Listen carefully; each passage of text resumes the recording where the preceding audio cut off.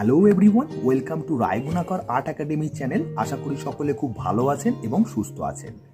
আজকে আমরা যে ভিডিওটি আপনাদের সামনে নিয়ে এসেছি সেটি হলো আমরা কিভাবে পাঞ্জাবির ওপর ফেব্রিক আর্ট করতে পারবো। এর আগে যে ভিডিওটি করা রয়েছে সেটি হলো গেঞ্জির ওপরে আমরা কি করে ফেব্রিক আর্টটি করতে পারবো। তো সেই ভিডিওটির লিঙ্ক আমি ডিসক্রিপশানে দিয়ে দেবো, অথবা আই বাটনে ক্লিক করে আপনারা সেই ভিডিওটি দেখতে পারবেন। তো আজকে যে ভিডিও সেটি হলো পাঞ্জাবির ওপরে কি করে আমরা সহজে একটা পাঞ্জাবিকে কনভার্ট করতে পারবো একটা নতুন পাঞ্জাবিতে, একটা আলাদা রকম পাঞ্জাবিতে। তো সেই ভিডিওটি আজকে থাকবে আপনাদের জন্য। তো এমাতাবস্থায় যেগুলি আমরা পাঞ্জাবি কিনতে পারি নর্মালি এক কালারের পাঞ্জাবি সহজ, যেটা খুবই অল্প দামে পাওয়া যায়, তো এখানে সেটা দেখতে পাচ্ছেন।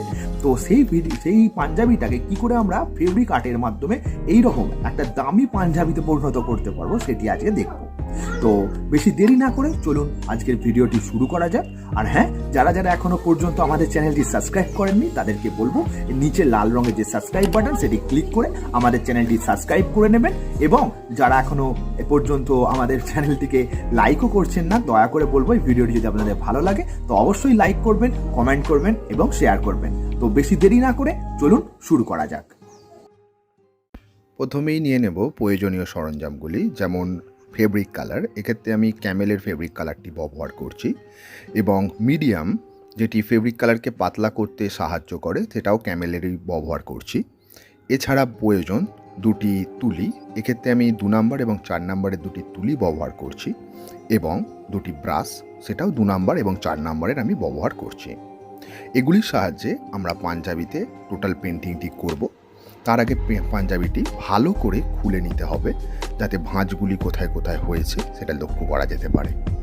পাঞ্জাবির সব ভাঁজ খুলে ফেলে সেটিকে ভালো করে ইস্ত্রি করে নিতে হবে, এবং যে অংশটিতে আমি রং করব তার ঠিক পেছন দিকে আমাকে মোটা কার্ডবোর্ড বা খবরের কাগজ পেতে রাখতে হবে, যার ফলে পাঞ্জাবিটি পেছন দিকটা কখনোই রংটি পৌঁছাবে না এবং পাঞ্জাবিটি খারাপ হবে না।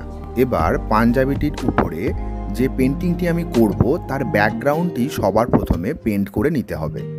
এক্ষেত্রে দেখতে পাচ্ছেন পেন্ট হয়ে গেছে। এক্ষেত্রে উত্তরীয়র মতো একটি ডিজাইন ড্রয়িং করা হয়েছে, যা light and dark brown colour দিয়ে এবং মিডিয়ামের সাহায্যে পাতলা করে গোটা রংটি করা হয়েছে। এরপর ব্যাকগ্রাউন্ডের ওপর আঁকতে হবে। তো আঁকার ক্ষেত্রে আমি বলবো আগে থেকে করে রাখা আমার যে ফেব্রিকের ফার্স্ট পার্টের যে ভিডিওটি আছে সেখানে আমি দেখিয়ে দিয়েছি কি করে গেঞ্জির ওপর ট্রেস করতে হয় কোনো আঁকাকে। তো সেই একই মেথড এখানেও অ্যাপ্লাই করা হয়েছে। তো এক্ষেত্রে আমি আমার একটা আঁকাকে সেটাকে জেরক্স করে নিয়ে তারপর সেটাকে কার্বন পেপারের সাহায্যে আমি এখানে ছাপটা তুলে নিয়েছি। ছাপ তুলে নেওয়ার পর এখানে আমি নানান রকমের কালার ইউজ করে আমি টোটাল আঁকাটিকে পেন্ট করব। চলুন দেখা যাক কি করে তা করা হয়ে থাকে। রং করার সময় অবশ্যই ধীরে ধীরে আস্তে আস্তে রং করতে হবে, এই কথাটি খেয়াল রাখতে হবে। এবং এক্ষেত্রেও তাই সেভাবেই রং করা হয়েছে। ওটা পাঞ্জাবিটিতে রং করে আঁকতে অনেকটা সময় লেগেছে, তাই আপনাদের যাতে সেই সময় ব্যয় না করতে হয় দেখার ক্ষেত্রে তাই ভিডিওটির স্পিড বাড়িয়ে দেওয়া হয়েছে। তো আপনাদের আশা করি ভিডিওটি অত্যন্ত ভালো লাগবে। চলুন প্রথম আঁকাটি দেখে নেওয়া যাক।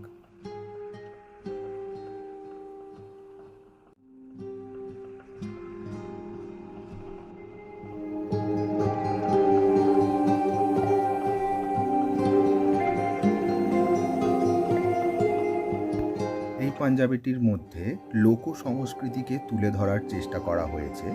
তো এখানে দেখতে পাচ্ছেন একটি বাউল, যার কাপড়ের রং এবং পাখড়ির রং কমলা এবং হলুদের মধ্যে দিয়ে করা হয়েছে বা হচ্ছে। তো সে একটা বাঁশি বাজাচ্ছে এবং একতারাটি তার পাশে রাখা আছে।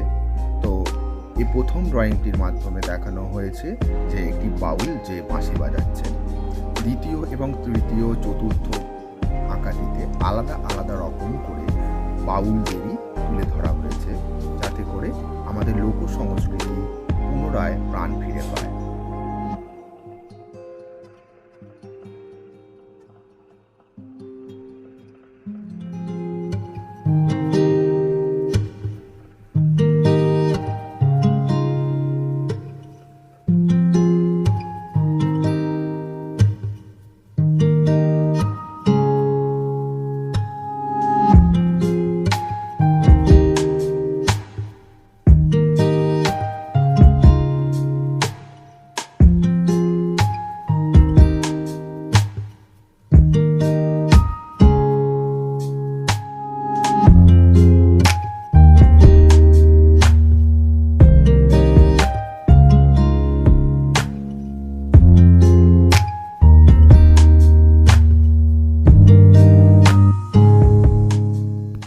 দেখতে পাচ্ছেন প্রথম আঁকাটি সম্পূর্ণ কমপ্লিট হয়েছে।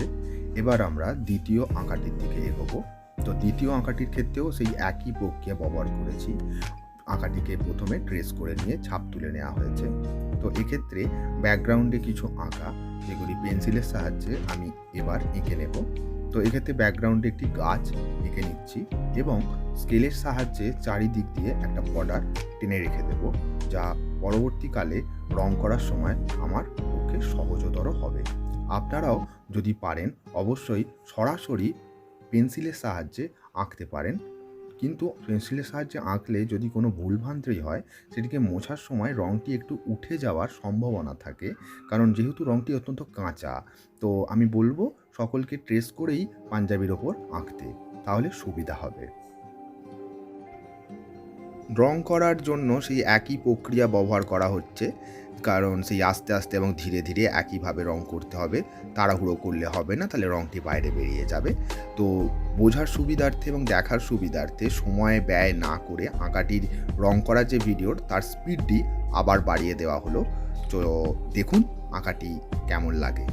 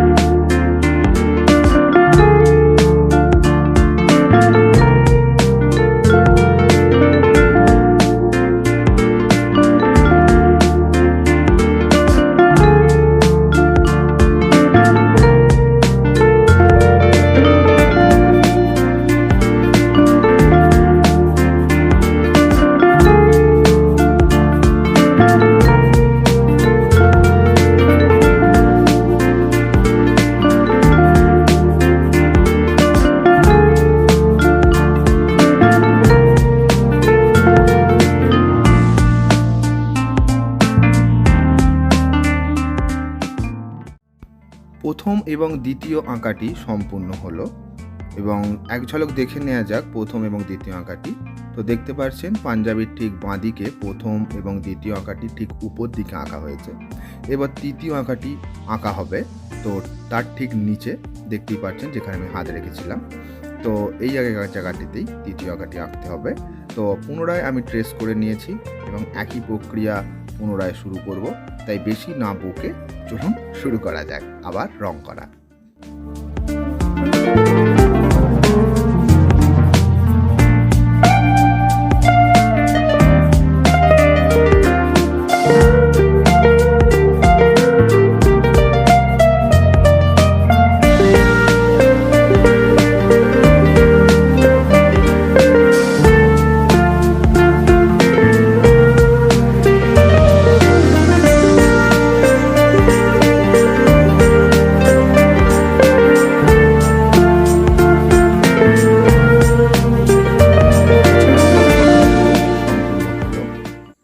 তৃতীয় আঁকা দেখতে পাচ্ছেন শেষ হয়েছে এবং তার ঠিক নিচে আর একটি মাত্র জায়গা আছে যেখানে আরও একটি আঁকা আমি আঁকবো।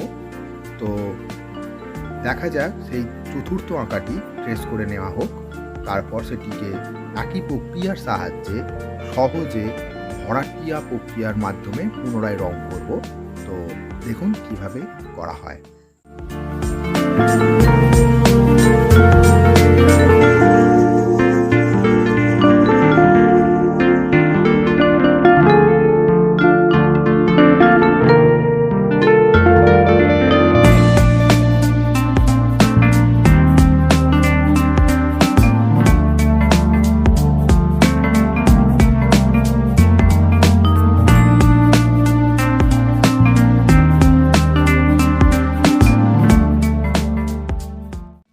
চতুর্থ আঁকাটিও কমপ্লিট হলো তো দেখতে পাচ্ছেন পাঞ্জাবির বাঁ দিকে কী কী আঁকাগুলো হয়েছে পরপর, প্রথম, দ্বিতীয়, তৃতীয় এবং চতুর্থ আঁকাগুলি কমপ্লিট করার পর লক্ষ্য করতে পারছেন যে কতটি সুন্দর লাগছে পাঞ্জাবির বাঁ দিকটি। তো একইভাবে পাঞ্জাবির ডান দিকে আমরা এঁকে নেব। তো এক্ষেত্রে আঁকাটি অল্প হবে, ছোট হবে, কারণ উত্তরীয়র মতো ডিজাইনটি করা হয়েছে, একদিকটি ছোট একদিকটি বড়। তো এক্ষেত্রে উপরে একটি জায়গা ফাঁকা রাখা হচ্ছে, এখানে একটু কবিতার লাইন লেখা হবে এবং তার ঠিক নিচে দেখতে পাচ্ছেন ট্রেস করে অলরেডি আমি তুলে রেখেছি কবিগুরুকে বাউলের রূপে। তো কবিগুরু ব্যাকগ্রাউন্ডে থাকবেন এবং তার ঠিক সামনে একটি বাউলের একতারা রাখা হয়েছে। তো দেখা যাক এই আঁকাটিও কী করে রং করা হয়। আশা করি আপনাদের ভালো লাগছে এবং ভালো লাগবে সম্পূর্ণ আঁকাটি হয়ে যাবার পর। চলুন শুরু করা যাক।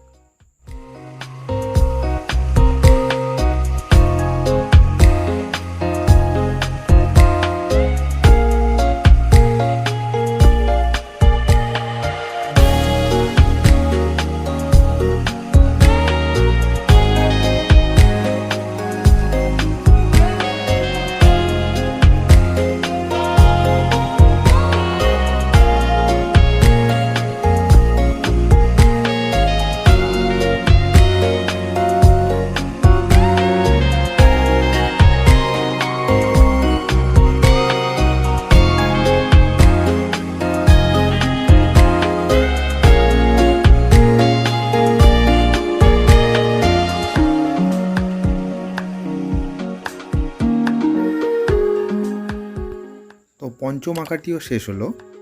আশা করি আপনাদের 5 নাম্বার আঁকাটি অত্যন্ত ভালো লেগেছে। তো আমার তো এঁকে খুবই ভালো লাগলো আঁকাটি, আমার খুবই প্রিয় কবিগুরুকে আঁকতে আমার খুবই ভালো লাগে। তো এবার ঠিক উপরে কবিতার যে লাইন সেগুলি আমি আস্তে আস্তে পেন্সিলে করে আগে থেকে এঁকে নিয়েছি, লিখে নিয়েছি, স্কেলের সাহায্যে লাইন টেনে তার উপরে লিখে নিয়েছিলাম। তো এবার সেটিকে সাদা ফেব্রিক কালার দিয়ে আবার লিখে নিচ্ছি।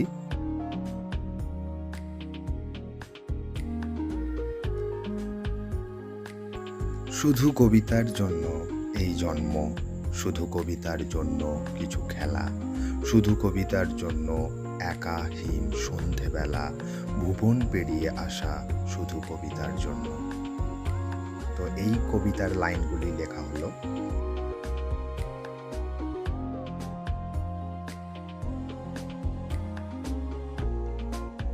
এখন নিচের দিকগুলোতে কিছু কিছু জায়গা যেখানে ফাঁক রয়ে গেছে সেখানগুলোতে কিছু আলপনার মতো ডিজাইন, যাকে এক কথায় মান্ডালা ডিজাইনও বলে, তো ওই রকম ডিজাইন বা আলপনার মতো কিছু ডিজাইন আমি এঁকে নেব, যার ফলে আঁকাটি আরও ঔজ্জ্বল্যতা বাড়বে, অর্থাৎ সৌন্দর্যতা আঁকাটি আরও বেড়ে উঠবে। যেখানে যেখানে ফাঁকা স্থান রয়ে গেছে সেখানে সেখানে খুব অল্প করে আলপনার ডিজাইনগুলি এঁকে নিতে হবে। তার ফলে আঁকাটি বা গোটা পাঞ্জাবির যে ডিজাইনটি ওটা আরও খুলবে, অর্থাৎ আরও ভালো লাগবে। তো ডান দিকে দেখতে পাচ্ছেন কবিতার লাইন, তার তলায় কবি এবং নিচে একটা ছোট্ট আলপনা। একইভাবে বাম দিকে 4খানা আঁকা, তার নিচে যে শেষকালে একটা জায়গা পড়ে ছিল অর্থাৎ ফাঁকা স্থান ছিল, সেখানেতে একটা আলপনা এঁকে নেব এবং 4টে আঁকার ঠিক গ্যাপ বরাবর, ফাঁক বরাবর সেখানেও খুব অল্প করে একটু রাউন্ডেবল ডিজাইন অর্থাৎ গোল গোল ডিজাইন করে দেব, যার ফলে সম্পূর্ণ আঁকাটি অত্যন্ত সুন্দর লাগবে এবং পাঞ্জাবিটিও কমপ্লিট হবে। আসুন দেখা যাক। আঁকাটি এখানেই সমাপ্ত হলো, অর্থাৎ পাঞ্জাবির ওপরে সমস্ত আঁকা শেষ হলো। এক ঝলক দেখে নেওয়া যাক আমি পাঞ্জাবির ওপরে কি কি এঁকেছি এবং কতটা সুন্দর সেটা ফুটে উঠেছে। তো আমার তো এই আঁকাটি এঁকে অত্যন্ত ভালো লাগলো, আশা করি আপনাদেরও ভিডিওটি দেখে অত্যন্ত ভালো লাগবে। তো যদি আপনাদের ভালো লাগে অবশ্যই লাইক করবেন, কমেন্ট করবেন এবং শেয়ার করবেন। যদি কিছু ভুলভ্রান্তি হয়ে থাকে তাও সেটা কমেন্টে জানাবেন, কিন্তু বন্ধুদের মধ্যে শেয়ার অবশ্যই করবেন। আমি এরকমভাবে আরও নানান রকমের ভিডিও আপনাদের সামনে তুলে ধরবো, যা রায়গুণাকর আর্ট একাডেমি চ্যানেলে দেখতে পাবেন। তাই আমাদের চ্যানেলটি বা আমার চ্যানেলটি অবশ্যই সাবস্ক্রাইব করুন এবং ধীরে ধীরে আমাদের সাবস্ক্রাইবার সংখ্যা বাড়িয়ে তুলুন। তো আশা করি আপনারা সকলে ভালো থাকবেন, সুস্থ থাকবেন। শুভ নববর্ষ জানাই সকলকে, শুভ নববর্ষ। স্পর্শ।